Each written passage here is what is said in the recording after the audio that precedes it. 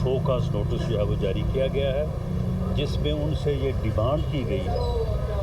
कि वो इस शो काज का जवाब 7 दिन में देने के साथ साथ जो है वो अपने रवैये को दुरुस्त करें, और उनसे तकाजा किया गया है कि वो इस किस्म की बयानबाजी से जो है वो इज्तनाब करें और इस बात की वजाहत करें कि जो उन्होंने बात की है उसके वो क्यों की है और क्यों ना उनके ख़िलाफ़ जो है वो पार्टी डिसिप्लिन के मुताबिक जो है वो कार्रवाई की जाए। पार्टी के सेक्रेटरी जनरल चौधरी हसन इकबाल साहब मौजूद हैं, तो मैं उनसे कहूँगा कि वो भी आपको जो है वो आज के हवाले से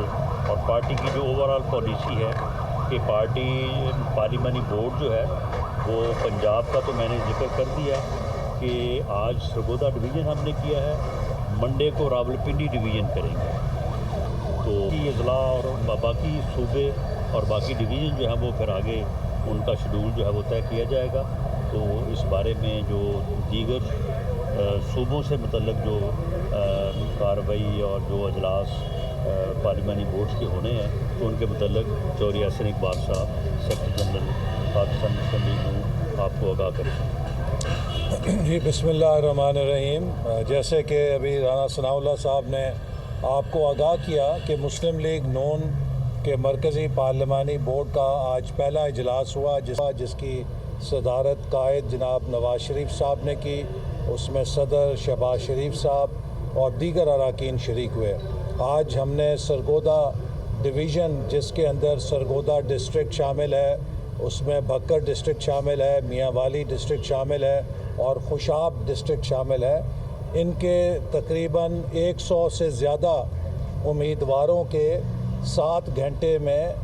इंटरव्यूज़ किए और तमाम उम्मीदवारों ने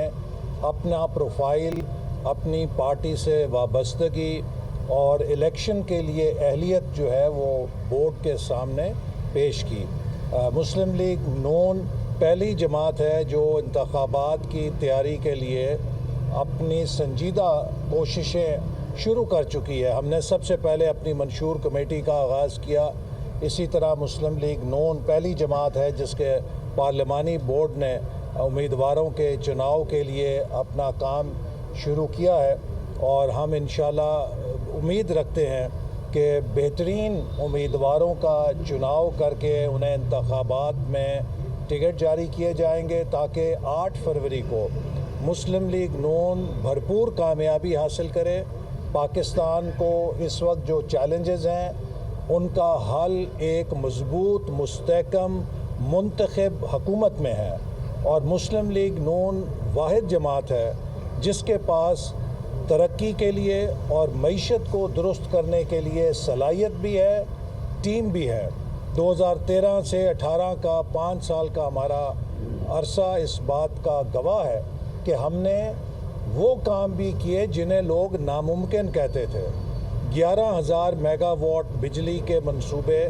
4 सालों में लगाकर दिखाए, जबकि 67 सालों में 18,000 मेगावाट बिजली लगी थी। इसी तरह दहशतगर्दी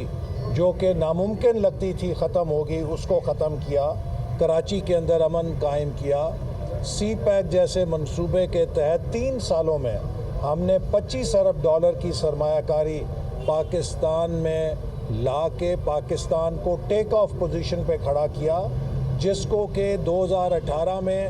अनाड़ी और नालायक इमरान को मुसल्लत करके क्रैश कर दिया गया। तो इसलिए हमारी कोशिश है कि हम फिर अपने तरक्की के सफ़र को वहीं से शुरू करें जहां से इसे 2018 में पाकिस्तानी कौम से छीना गया था। हमें बड़ी ये देखकर खुशी हुई कि मुस्लिम लीग नून को जिन उम्मीदवारों ने दरख्वास्तें दी हैं उसमें मुख्तलिफ तबकों के लोग शामिल हैं और ख़ास तौर पे नौजवान एप्लीकेंट्स जो हैं उनके अंदर भी जो जोश है मुस्लिम लीग नून के साथ और अपनी क़यादत के साथ वो बेमिसाल है, जो इस बात का सबूत है कि इस वक्त कौम की निगाहें और उम्मीदें मुस्लिम लीग नून की क़यादत के साथ और जमात के साथ वाबस्ता हैं। मंडे को 4 तारीख को हम पिंडी डिवीज़न का जायज़ा लेंगे اور ٹیوزڈے کو 5 دسمبر کو ہزارہ اور مالاکنڈ ڈویژن خیبر پختونخوا سے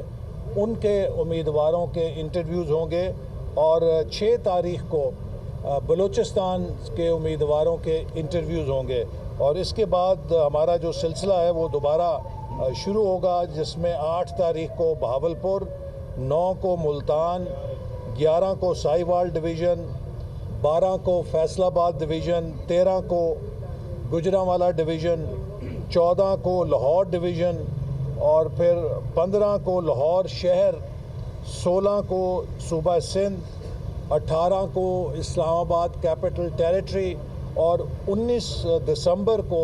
جو خیبر پختونخوا کے بقایا ڈویژنز ہیں ان کے انٹرویوز ہوں گے۔ تو یہ ایک بڑا مرحلہ وار پروگرام ہے، جس میں ہماری کوشش ہے میرٹ کے اوپر ان امیدواروں کا چناؤ کریں جن کی پارٹی کے ساتھ وابستگی بھی مضبوط ہو،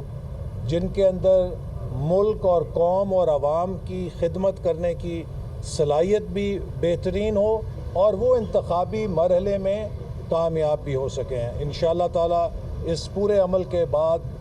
پوری قوم دیکھے گی کہ مسلم لیگ نون ایک ایسی ٹیم کے ساتھ انتخابی عمل میں اترے گی جو اسے ایک تاریخی کامیابی انشاءاللہ دلوائیں گے۔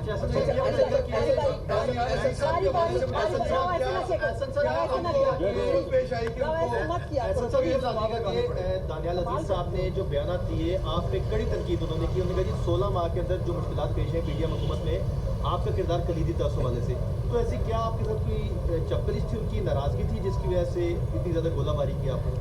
میں نہیں جانتا، مجھے افسوس ہوا ہے، میں نے کل بھی کہا ہے کہ میں ان کا احترام کرتا ہوں، اور اس طرح کا بیان انہوں نے کیوں دیا ہے اس کا تو وہی